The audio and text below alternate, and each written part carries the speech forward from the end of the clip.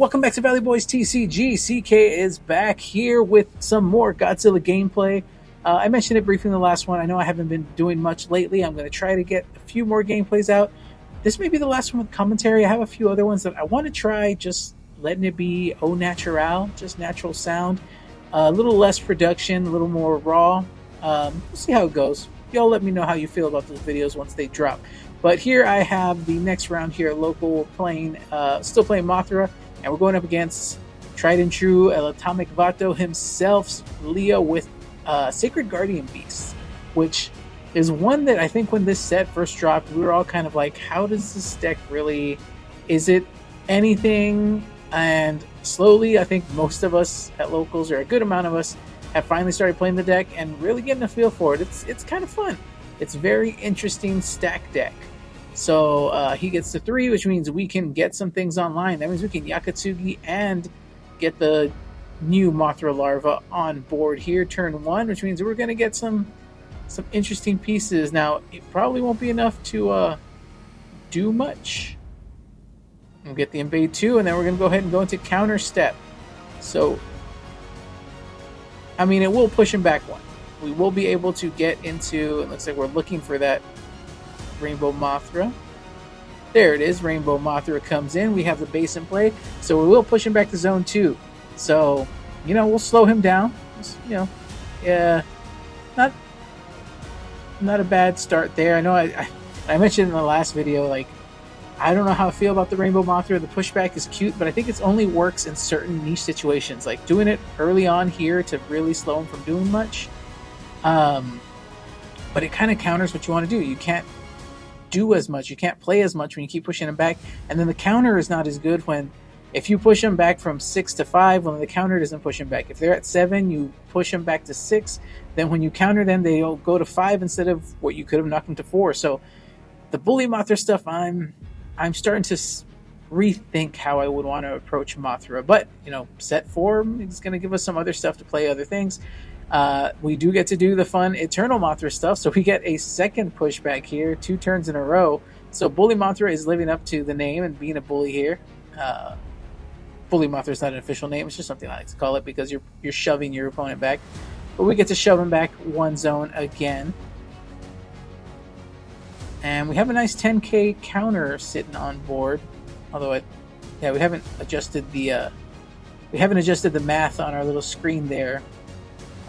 Lively, it's a Magic the Gathering app. I do recommend it. I think it makes it a lot easier to keep track of everything you have. And then he uses the Godzilla landing to stomp the poor Eternal Mothra. Able to, the 1,000-year dragon to pop our Yakatsugi is very interesting. And the Angarius to set up right across from us. A big beefy Angarius, and then he's smart about this. He moves his Angarius to 1, and I think that's the best place for it. It's just solid placement. Yes, he gets the boost if he places it across from us, but he's much more likely to get the counter again with Angarius, setting it up on 1 because it sits across from 5 and 6, which is such a crucial point. So, little, food for thought. If you're playing Angarius and you don't need it to counter your opponent that turn, placing it on 1, knowing that you're going to be pushing them back anyway, is so good because your chances are they're going to end up at 5 or 6 at some point. And so here we're getting our Mothras out. Got another larva, another Imago. I'm going to go ahead and invade 1 there. So here we're trying to play around the Angarius. So we're going to invade 1 to sit here so that we don't give him the boost. And that way next turn we can, or end of turn advance will put us at 5. So we won't, actually he'll still have the counter. Yeah, there's no way around it. There's no way to play around Angarius. I don't know what I'm saying there. Like I said, I know I've been out of it for a while. I'm a little rusty on what these games and what the mindset was going into this game. But yeah, he's a big counter here, and he can Hedora already. Hedora is one I haven't seen much of lately. I do really want to get a Hedora Train Bomb deck together just to get the combo off. The deck's not going to be good. Train Bomb is probably not that great, but I just want to play the combo once. I just want to pop off Train Bomb Hedora. We'll see. eventually. And then he counters us there. Yeah, we were only at 14. He got to a 37 counter, big counter board. Just huge board state. It's going to be hard. So we're going to go ahead and petite railgun that Angarius. Sorry, Angarius. You will be sorely missed. And honestly, we need to set up on 8 and blast those dragons because they are very annoying. We get to invade 2 to stomp and remove his rage. But I don't think we have much to play. He's still sitting at a Form 1 Baragon. Baragon is putting in some work here. We're going to get another Mothra down. A Burning Rampage. There we go. That's what we needed to blow up his whole board state. And there we go. Things are wide open. Now, I know we didn't really want to use Burning already, but I think we probably have a Petite in hand. We just need to survive the turn and hope that he doesn't have too much going forward, because we're only at 27. We've removed his counter.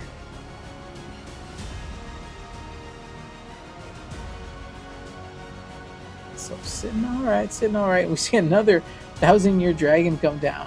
He's really been taking this card in to get ready for some the Burning Godzilla. That if it doesn't have you don't have a strategy, you lose. Jet Jaguar, another Angarius on 1, another Hedora on 7.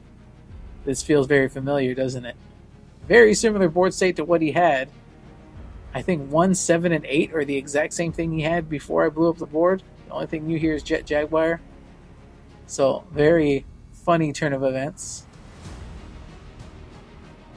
And so we get countered all the way to our Aqua Mothra 4th form. So things are getting a little risky here. Mothra on Mothra crimes going on now. So we see Mothra Larva. We're going to set up a bunch of board stuff to hopefully survive and be able to evolve next turn. We'll see we'll see how many survive. We're going to enter another one just to get a rage. We unfortunately don't have a base in play. We'll do primitive to get an evolution target back to the top of deck.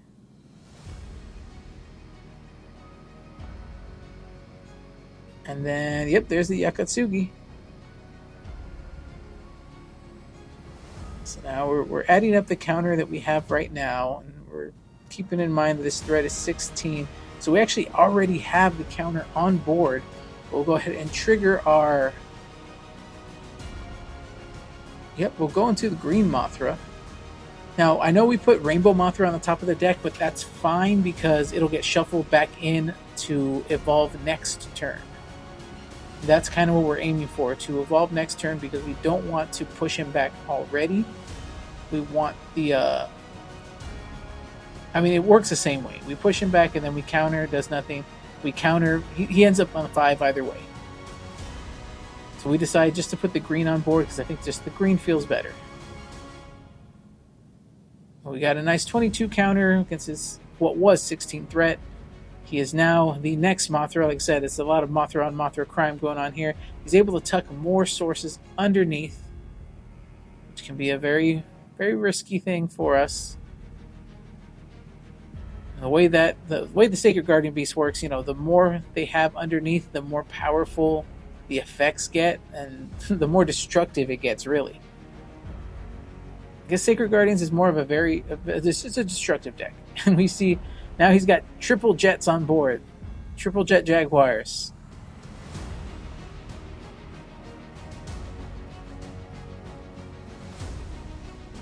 He's able to reduce our rage, get his count. I mean, it's... And unthinkable destruction twice, so he can target.